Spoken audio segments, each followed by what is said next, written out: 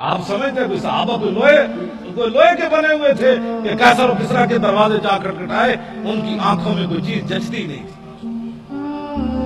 جب ساری رات بندہ کیبل دیکھے، ساری رات جو ہے وہ غلط کام دیکھے تو صبح اٹھ کر تو اس کو جاگ بھی نہیں آنی نماز کے لیے، لیکن جب رات وہ اس طرف کروٹ بدلے گئے لا الہ الا اللہ محمد رسول اللہ، اس وقت طرف کروٹ پہنے گئے اعوذ باللہ من الشیطان الرجیم، تو شیطان کہے گا مجھے کیوں جوتے مارتے ہو، میں تمہیں جگاتا ہوں، اٹھو تہجد پڑھو، اٹھو تہجد پڑھو، کیا کرتے ہو؟ جب ساری رات کیبلیں دیکھنے والے کو کون جگائے گا؟ اس کو کیا پتا شرم و حیا کس بات کا نام ہے، اسے کیا پتا غیرت نام کس چیز کا نام ہے؟ تو اس واسطے یہ ساری چیزیں اب بند کرنی پڑے گی، اب ایک ہی طرف چلنا ہے، لبیک کی طرف۔ کسی کو اگر کوئی پریشانی ہے نا لبیک سے، تو وہ پریشانی ہماری دی ہوئی نہیں ہے، اس کو پریشانی کوئی اور لگی، تو وہ پریشانی کا علاج ہمارے پاس نہیں ہے۔ ہمارے پاس ادھر کوئی حکیم صاحب ہے تو میں ان کو کہہ جاؤں گا بھائی ان کا درد مٹھا کرو، ہاں درد اس کا مٹھا کرو۔ ہمارے پاس کوئی علاج نہیں ہے کہ لبیک کے نعرے سے بھی کسی کو دکھ ہو۔ میں نہیں سمجھتا کہ جب حضور کی بات آئے، ایک تو بزدلوں لگا نہیں سکے نعرہ، اہل سنت کو غیروں سے جدا نہیں کر سکے، ان کی جھولیوں میں بیٹھے رہے ساری زندگی، اب باتیں کرتے ہو کہ جناب یہ کیا ہو گیا؟ ہم اہل سنت و جماعت کی انفرادی تشخص بحال کر کے 24 کلومیٹر ہم نے ان کو آنسو گیس کھلایا، آنسو گیس کھلانے کے بعد ربڑ کی گولیاں کھائی، پھر 4 دن بھوکے رہ کر بھی 4 فٹ بلند ہو کر زمین سے کہتے تھے لبیک یا لبیک لبیک لبیک یا رسول اللہ، لبیک لبیک لبیک یا رسول اللہ، لبیک لبیک یہ منظر ہمیں یا رسول اللہ، لبیک لبیک لبیک یا رسول اللہ، لبیک لبیک لبیک یا رسول اللہ۔ یہ تو میرے آقا و مولا کی، اب کسی کو کیا اس میں پریشانی ہے؟ لبیک کا نعرہ مولانا غلام غوث بغدادی فقیر آدمی، مولانا مفتی آصف عبداللہ صاحب، مفتی آصف شہید صاحب، یہ سارے حضرات، یہ شاہ جی السلام، سارے سید جتنے بیٹھے میرے طرف دو السلام، ہمارے شیخ الحدیث صاحب تشریف لے آئے، یہ مولانا جو ہے وہ لیاقت ازلی صاحب، یہ سارے حضرات ہمارے جتنے علماء، یہ احمد رضا صاحب، یہ سارے نوجوان، یہ ان کے اندر یہ جو دم خم، یہ ایسے ایسے یہ حرارت، آپ کیسے؟ میں نے کہا آپ اٹھے، میں نے کہا نعرے لگائے۔ یہ بات ممتاز قادری، ایک تو ہے نا ممتاز قادری کا نام بھی لے لینا، باتیں کرتے ہو یہ بات ایسے سٹیج پر کبھی ہم نے کر دی نا تو پھر زندگی میں یاد رکھنا، ہم ویسے فقیر آدمی ہیں، بڑے مسکین آدمی ہیں، لیکن جب میرے آقا کی بات آئے تو میں نے تو ان وزیروں کو بھی کہا جو صوبائی وزیر بیٹھے ہوئے تھے مذاکرات میں نے کہا تم ہمارے سائز کے آدمی نہیں ہو، تم ہمارے مقابل کے آدمی نہیں ہو۔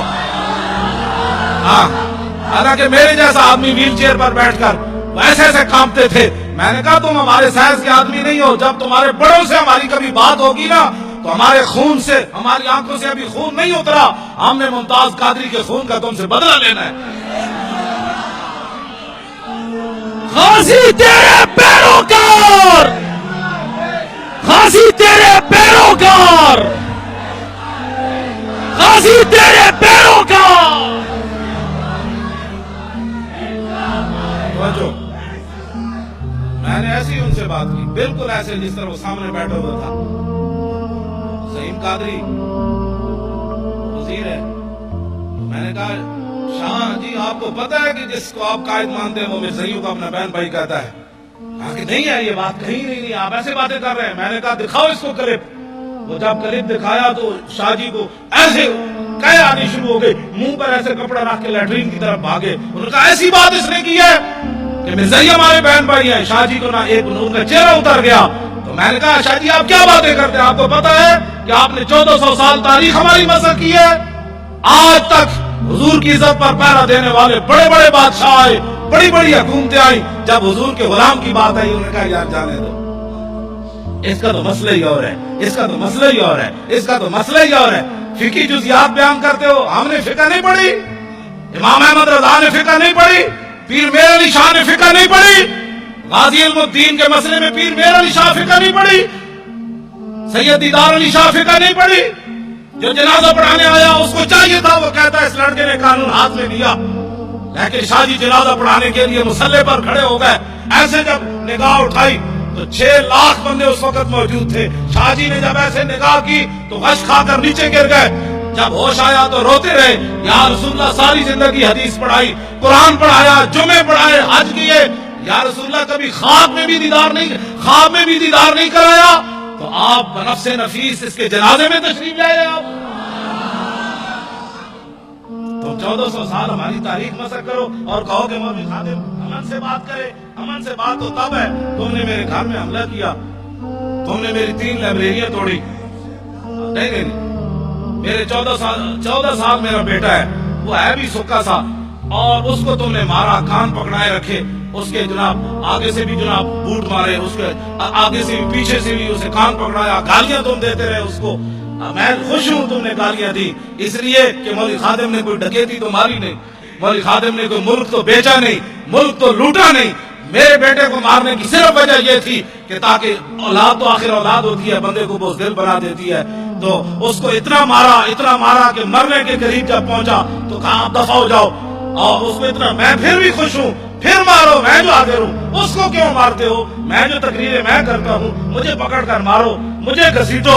तुमने घसीटा भी है, लेकिन इसके बावजूद आज तक मैं खुश हूं कि इसलिए कि मुझे रसूलुल्लाह के नाम पर घसीटा गया। तवज्जो नहीं, क्यों मारेंगे गाजी? क्यों मारेंगे ये गाजी? इनके बाप का मुल्क है। लबैक या रसूल अल्लाह, लबैक लबैक लबैक या रसूल अल्लाह, लबैक लबैक लबैक या रसूल अल्लाह।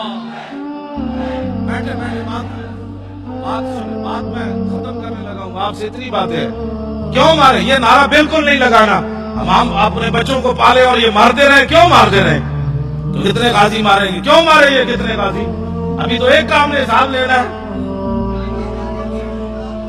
हाँ, उसका यही जवाब है कि हमने और कुछ भी नहीं करना, ना किसी को जनाब मारना है, ना किसी को धाड़ना है, ना आग लगानी है, कुछ भी नहीं। अब लब्बैक कहते कहते आप तख्त पर जाकर हुजूर के दीन को बिठा दे, बस। यही गाजी साहब के खून का बदला है, यही मौलवी खादिम की पगड़ी उतारने का बदला है, यही मेरे गिरबान पकड़ने का मतलब है, यही मुझे हथकड़ियां लगाने का यही जवाब है कि बच्चों ये सारा कुछ हमने इसलिए किया कि ताकि हुजूर का दीन तख्त पर आ जाए, बस बात खत्म है।